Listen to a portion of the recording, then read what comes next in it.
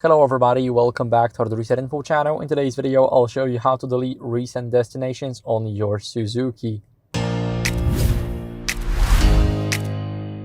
So I am on the Suzuki Eviterra.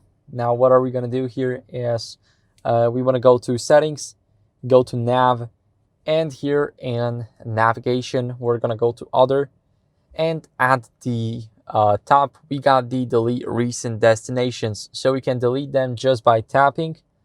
And as you guys can see, here I have the airport, for example. I want to delete it, and as you guys can see, after we click OK, it has been deleted.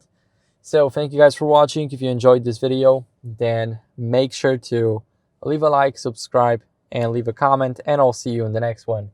Bye.